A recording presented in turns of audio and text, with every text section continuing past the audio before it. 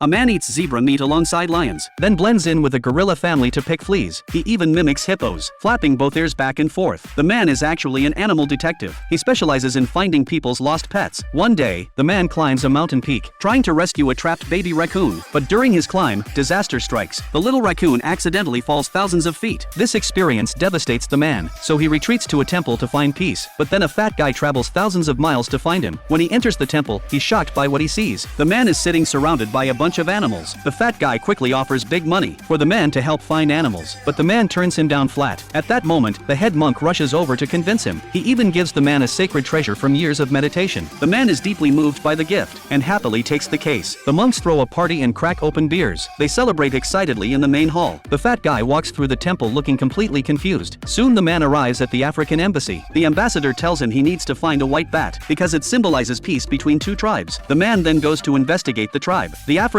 chief is very welcoming and spits right at the man. The fat guy quickly explains this is how the tribe shows enthusiasm. Then the chief's daughter also spits a big loogie. The man grits his teeth and says he wants to show his enthusiasm too, so he gears up for it. After some head shaking and tail wagging theatrics, everyone happily walks out of the hut. The chief is very pleased with him. Then the man goes to the bat house to look for clues. He uses a brush to collect fingerprints, but after searching the entire place, there are no prints at all. Just when he's about to give up, he finds a feather under the cage. It's a feather dropped by the poacher's pet crow. The next day, the man hides inside a rhino to secretly watch the transaction, but the door won't open. He tries to force it and breaks the handle completely. Just when he's losing it, he sees a glimmer of hope. The next second, a hand reaches out. Tourists stop and watch curiously. What happens next shocks the tourists. First, the man's head pops out, then his whole body tumbles out. That night, the man sneaks into the opposing tribe to investigate, but gets caught by the tribespeople. Luckily, the chief says if the man passes the test, he'll spare his life. Without a word, the tribespeople walk across a path of fire. For the man, this seems absolutely impossible, but he actually steps on their bodies to get across. The next challenge is even more amazing. The chief demonstrates telekinesis. The man won't back down either. He pulls out an apple the tribesman ate last month. The competition comes to the final round. The tribesman grabs the man's head and starts playing it like African drums. Everyone around is having a great time listening. Finally, they bury the man like a pile of crap.